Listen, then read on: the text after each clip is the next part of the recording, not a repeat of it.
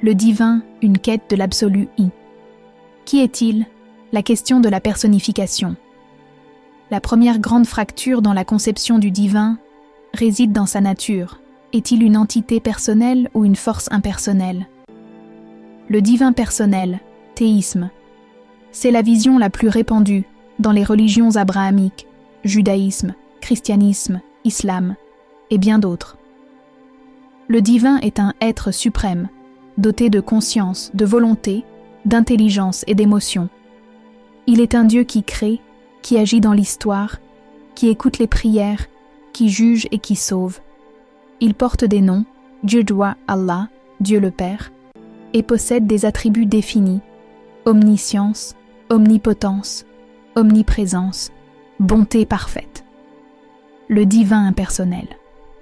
Dans cette vision, le divin n'est pas un être mais un principe, une énergie, une loi cosmique ou un état de conscience ultime.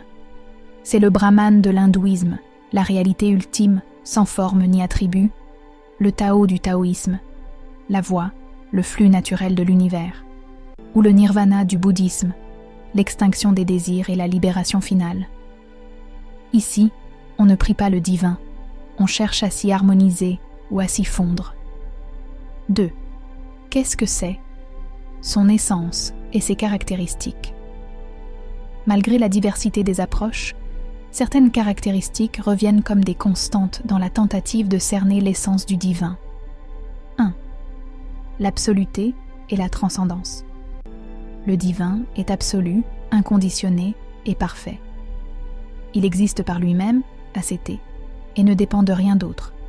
Il transcende le monde matériel. Il est totalement autre, sainteté, au-delà de l'espace, du temps et des limitations humaines. 2. L'immanence.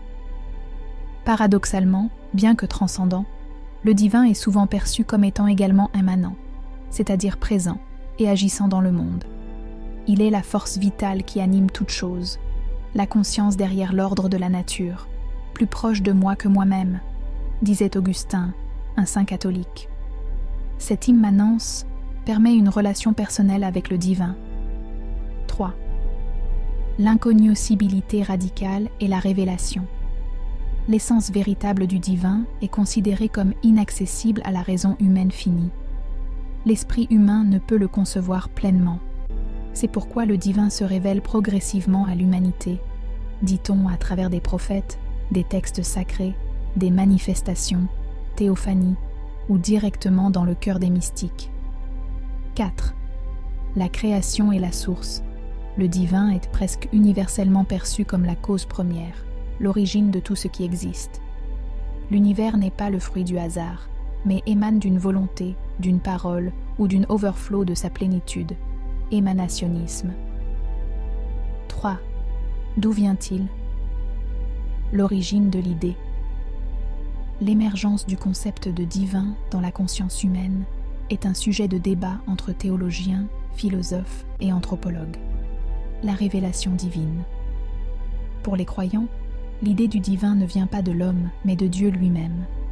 C'est lui qui, par grâce, se fait connaître et instille en l'homme la semence de la divinité, semen divinitatis, ou une conscience innée de sa présence, sensus divinitatis.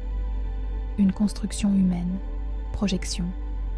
Pour des penseurs comme Ludwig Feuerbach ou Sigmund Freud, le divin est une projection des désirs et des craintes humaines. L'homme, confronté à l'angoisse de la mort, à l'impuissance face aux forces de la nature et aux besoins de justice, aurait créé un être parfait, tout-puissant, immortel, juste, à son image, pour se rassurer. Un phénomène sociologique. Émile Durkheim voyait dans le divin une symbolisation de la société elle-même. Diviniser des forces ou des principes, c'est une manière de sacraliser les règles sociales et la cohésion du groupe, renforçant ainsi son unité. Une faculté cognitive. La théologie naturelle ou certaines approches neuroscientifiques modernes suggèrent que l'être humain serait câblé pour percevoir le divin. Un module de croyance ou une intuition naturelle de l'ordre et du dessein dans l'univers, argument théologique, pousserait l'homme à postuler l'existence d'une intelligence supérieure. sa vision du monde.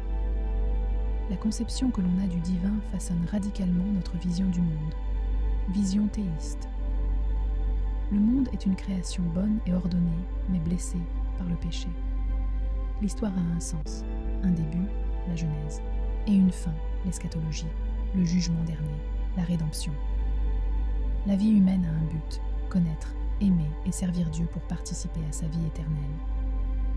La morale est objective, car fondée sur la nature et la volonté de Dieu. Vision panthéiste, impersonnelle.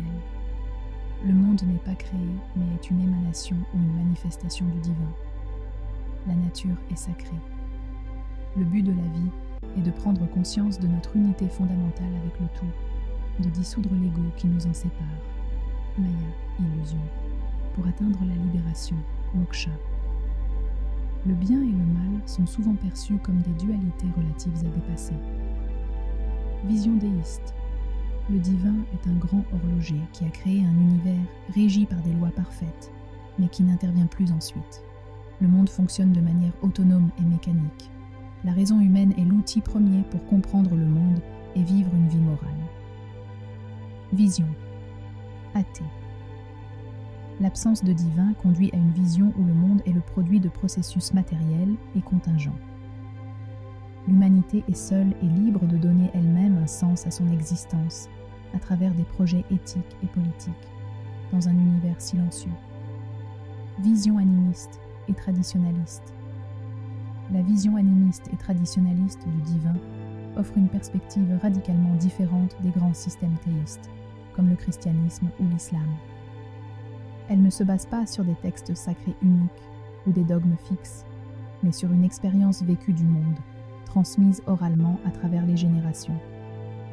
Le lien avec le divin est fondamentalement relationnel et écocentrique. Elle ne cherche pas à définir l'essence abstraite de Dieu, mais à cultiver des relations justes et respectueuses avec la communauté élargie des êtres qui peuplent le cosmos.